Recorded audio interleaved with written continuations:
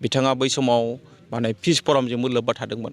पिस फरामाव थानायनि जाहोना बेनोमोन जे बिथाङा अराय सम गोजोनखौ नागिरनानै बर'नि गेजेराव माने अराय ज' खामानि मावनायनि खोथाखौ बिथाङा सानदोंमोन। आरो बेजों लोगोसे जेब्लानाखि जों मिथिनायाव बिथाङा गावनो आंनो खोन्थादों सानसेखालि जेब्लानाखि बिएलटि आरो एनडिएफबिनि गेजेराव जोबोद दाङाबाजि जादों बे समावबो बिथाङा क'क्राझार बायदि जायगायाव थांनानै बिथाङा गोजोननि थाखाय खामानि मावदोंमोन। आरो बेजों लोगोसे बिथाङा मा खालामबावदों जे जेनाखि पेन्सनार्स एस'सियेसन बेयावबो बिथाङा बिबान लानानै खामानि मावबोदों।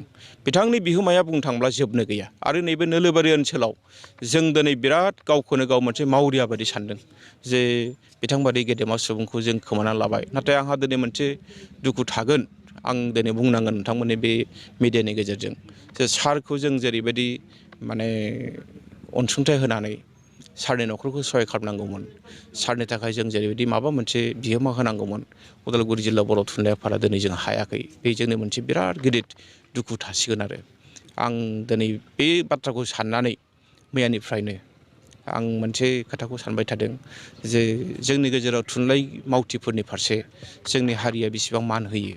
आंहा गोसोआव दुखु फैदों जे बिथांमोन बादि जि बावसोमबोनाय हारिनि थाखाय बिथांमोनखौ जों आसलथे गोबां सहाय खालामनांगौ।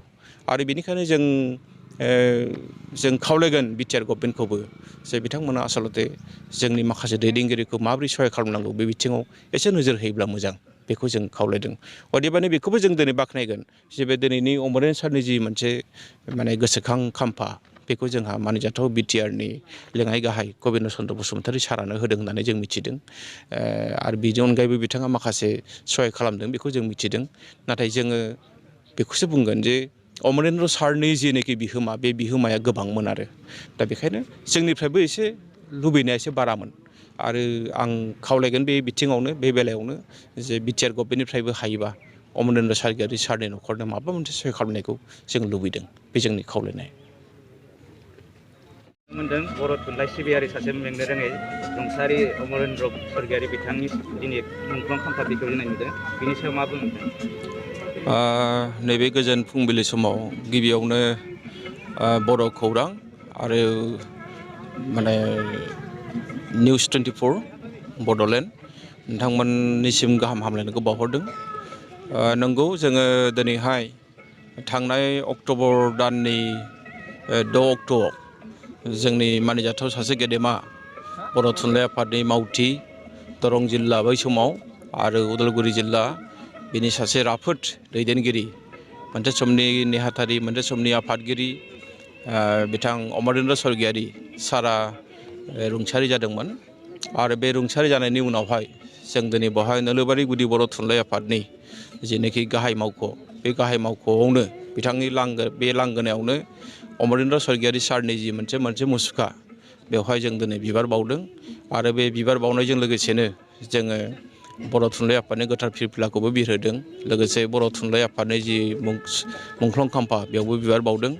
आरो बेवहाय जों नुनो मोन्दों जे गासैबो जोंनि बर'नि उदालगुरि जिल्लानि सिङाव थानाय एबा बोखावजायै दरं जिल्ला बर' थुनलाइ आफादनि सिङाव थानाय जेनोखि जोंनि दैदेनगिरि बिथांमोना गासैबो फैदों, जोंनि लिरगिरि बिथांमोना सफैदों, जोंनि राजखान्थिगिरि बिथांमोना सफैदों, जोंनि फरायसा बिथांमोना सफैदों, जोंनि फोरोंगिरि बिथांमोना सफैदों, जोंनि मेलेमजिबि सानसुमै गासैबो बेवहाय सफैदों। आरो अमरेन्द्र सरगियारि सारादि सासे मेंनो रोङै मावथिमोन, सासे दैदेनगिरिमोन, थार गोसोनि दैदेनगिरि, बिथांनि मोनसे बे माने सिनायथिया दिनै बेवहाय बेरखांदों। बयबो सार गैयैखौ जों दुखु खालामदों। आरो जों दिनै हमदांनो हादों जे अमरेन्द्र सरगियारि सार बायदि सासे थुनलाइ मावथि, सासे दैदेनगिरि, गोथार गोसोनि, जाय मानसिया खुनु मोनसे आजे खान्थिनि बाथ्रा साननो हाया, मावनो हाया, जाय मानसिनि साननाया अराय सम हारिनि खोथाखौल' सानोमोन, बिथांबादि गेदेमा सुबुं रुंसारि जानायाव जों थारैनो गावखौनो मावरिया बादि सानदों उदालगुरि जिल्ला बर' थुनलाइ आफादा दिनैनि बे सानाव। बिथाङा बर' थुनलाइयाव मैखोम बिहोमा होलांदों, बिनि सायाव मा बुङो? जोङो साराथ' आंनिबो सारमोन, आंखौ बिथाङा फोरोंनो मोन्दों। आरो बै समनिफ्रायनो आं नुबोदों सारनि जि माखासे बिथांनि माने सिङाव थाखोमानाय माखासे गोहो, जि माखासे प्रतिभा सारनियाव आं नुबोदों। बिथाङा सासे माने मोजां फोरोंगिरिमोन। आरो बिथाङा बर' थुनलाइ आफादल' नङामोन आं मिथिनायाव। बिथाङा बै समाव माने पिस फरामजोंबो लोब्बा थादोंमोन। पिस फरामाव थानायनि जाहोना बेनोमोन जे बिथाङा अराय सम गोजोनखौ नागिरनानै बर'नि गेजेराव माने अराय ज' ज' खामानि मावनायनि खोथाखौ बिथाङा सानदोंमोन।